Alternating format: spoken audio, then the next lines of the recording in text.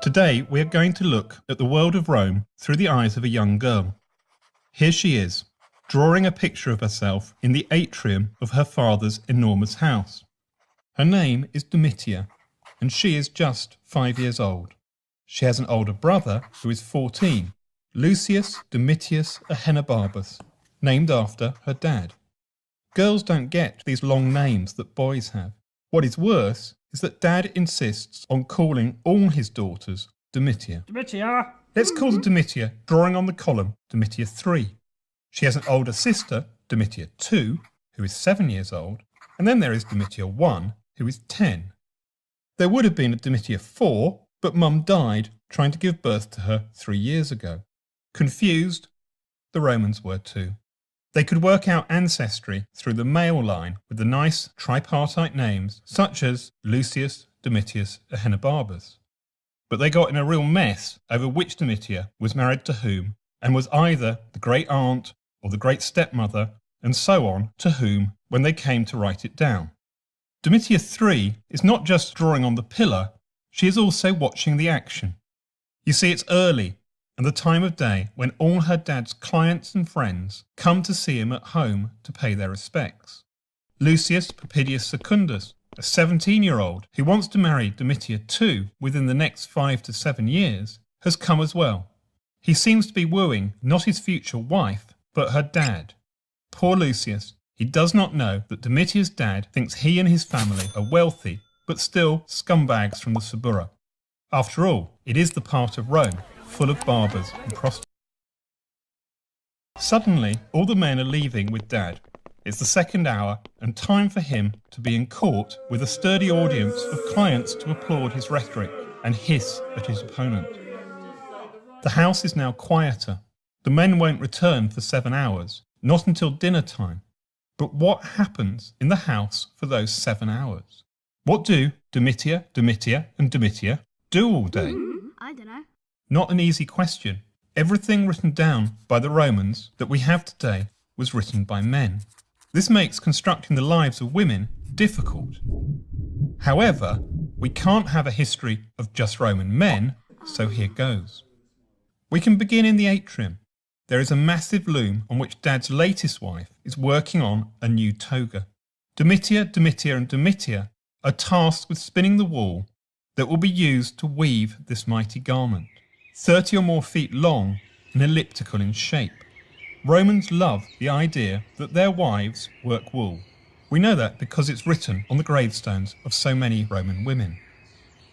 Unlike women in Greece, Roman women go out the house and move about the city. They go to the baths in the morning to avoid the men, or to separate baths that are for women only. Some do go in for the latest fad of the AD 70s, nude bathing with men present. Where they have no place is where the men are, in the forum, in the law court, or in the Senate house. Their place in public is in the porticos, with gardens, with sculpture, and with pathways for walking in. When Domitia, and Domitia want to leave the house to go somewhere, like the portico of Livia, they must get ready. Domitia 2 and Domitia 3 are ready, but Domitia 1, who is betrothed to be married in 2 years to darling Philetus, isn't ready. She's not slow, she just has more to do. Being betrothed means she wears the insignia of betrothal, engagement rings and all the gifts Philetus has given her. Jewels, earrings, necklaces, amber pendants. She may even wear her myrtle crown. All this bling shouts, I'm getting married to that 19-year-old who gave me all this stuff I'm wearing. Whilst they wait, Domitia 2 and Domitia 3 play with their dolls that mirror the image of their sister, decked out to be married. One day, these dolls will be dedicated to the household gods on the day of their wedding. Okay, we're ready. The girls step into litters carried by some burly slaves. They also have a chaperone with them and will be meeting an aunt at the porticus of Livia. Carried high on the shoulders of these slaves, the girls look out through the curtains to see the crowded streets below them. They traverse the city, past the Colosseum, but then turn off to climb up the hill to the Porticus of Livia. It was built by Livia, the wife of the first Emperor Augustus, on the site of the house of Vedius Pollio. He wasn't such a great guy. He once tried to feed a slave to the eels in his fish pond for simply dropping a dish. Luckily, the emperor was at the dinner and tamed his temper. The litters are placed on the ground and the girls get out, and arm in arm, 2 by 2, they ascend the steps into the enclosed garden with its many columns. Domitia 3 has shot off and is drawing on a column. Domitia 2 joins her, but seeks to read the graffiti higher up on the column. She spots a drawing of gladiators and tries to imagine seeing them fighting, something she will never be permitted to do, except from the very rear of the Colosseum. From there, she will have a good view of the 50,000 spectators, but will see little by way of blood and gore. If she really wanted a decent view, she could become a Vestal Virgin and would sit right down the front. But a career tending the sacred flame of Vesta is not to everybody's taste.